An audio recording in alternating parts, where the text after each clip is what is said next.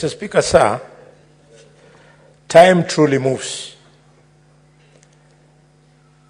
2010, when the new constitution was promulgated, one of the most exciting provisions in the constitution, Mr. Speaker, was Article number 10 that provided for national values. And in Article number 10, Mr. Speaker, is specifically 10(2)(b) that speaks to the values of human dignity, Mr. Speaker, equity, social justice, Mr. Speaker, inclusivity, equality, non-discrimination, and protection of the marginalized. That is the Constitution of Kenya.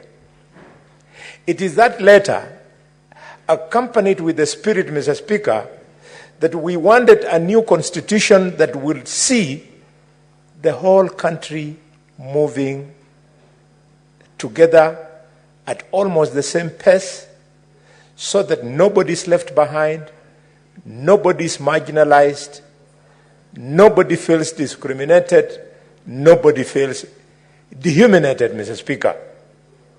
It is sad that 8 years later, that when I sat in this house, and I think Professor, former Minister for Interior Security, Kindiki, spoke very emotionally on this motion. I remember very well when I was seated there. And we succeeded. This was a matter that we debated in this house 2015. We succeeded, and the national government agreed that this process takes place.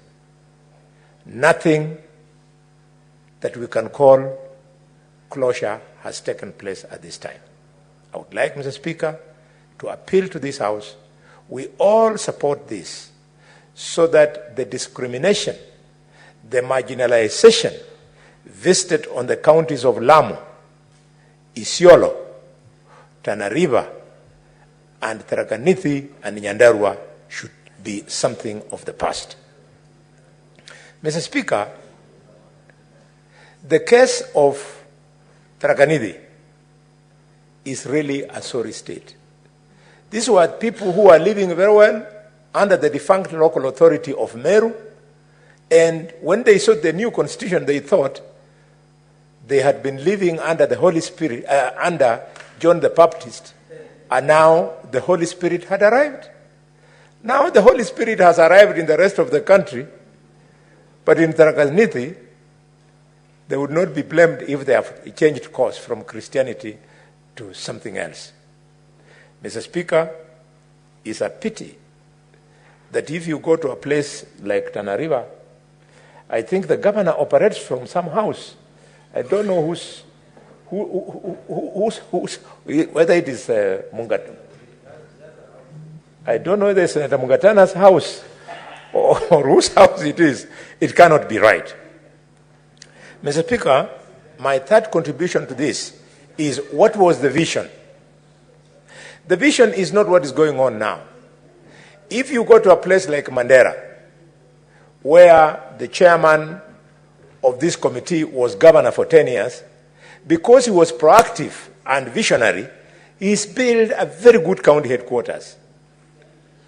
Mr. Speaker, if you go to other counties, like Kakamega, they have built something that looks like a county headquarters, not a county headquarters. The original spirit was, Mr. Speaker, that we standardize what a model county headquarters would be, a model county assembly would be, a model of governor's residence would be, and so on and so forth. But now, because we didn't do that, we've opened the floodgates for some unscrupulous governors to sink millions of shillings, in fact hundreds of millions of shillings, into structures that were not too clear whether they would have met the original specification of what we wanted for county headquarters.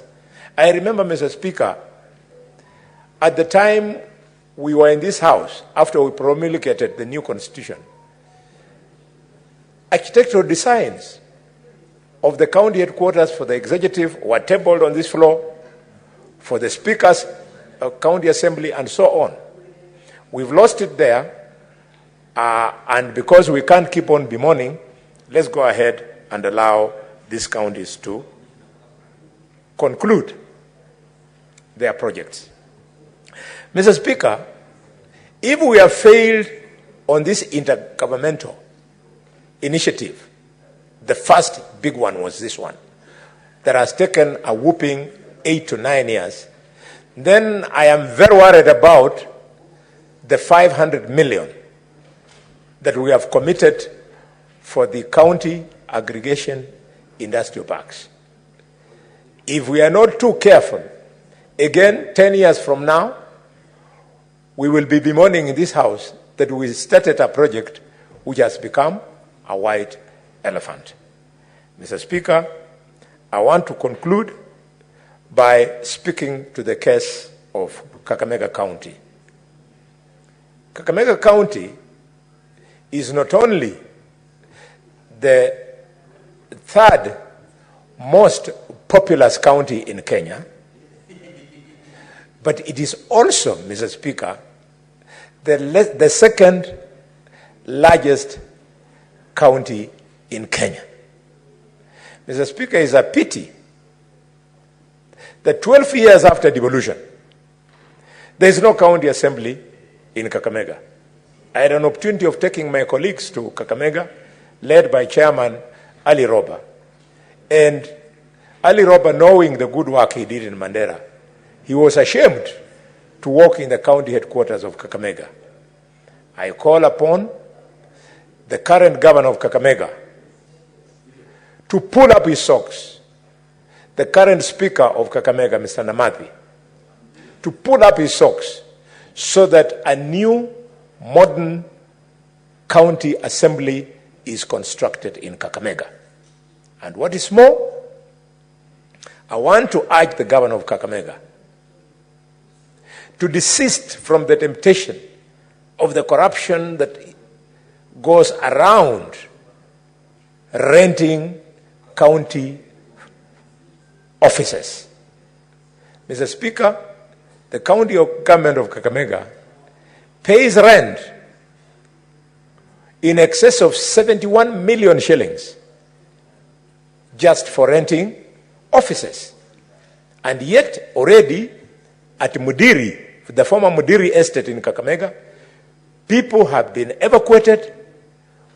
The governor said that his first project would be construction of the county headquarters. It is now 2 years. We're starting to wonder whether the governor will actually exit in 2027 when he has constructed or not. I want to urge him, this should be a priority so that the people of Kakamega do not keep on losing millions of shillings in paying for rent to offices of private people who have no interest in devolution, who are sitting there hoping that the governor fails in construction so that they continue collecting money. Mr. Speaker, Madam Speaker, the matter is so crucial to the people of Kakamega that when the Gen Z came out into the streets of Kakamega, they went straight to those private offices. They didn't want to have them there and stoned them flat and banned county vehicles that were parked outside those rented premises. The youth were saying, Madam Speaker, that money is being wasted, the headquarters should be constructed. With those many remarks, Madam Speaker, I want to end my contribution by paying my condolences to the family of Caroline Shiramba, who was shot during the Gen Z demonstrations in Kakamega.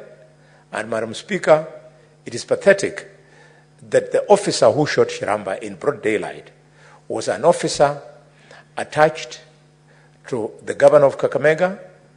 We know his identity, we know his face, we know his name. We want to urge the governor to surrender this security officer to the nearest police station so that the people of Ekolomani who buried Shiramba over the weekend can see an element of justice. I thank you, Chair. Thank you, Senator. Majority Leader. Senator Medhu, you should not distract the Majority Leader.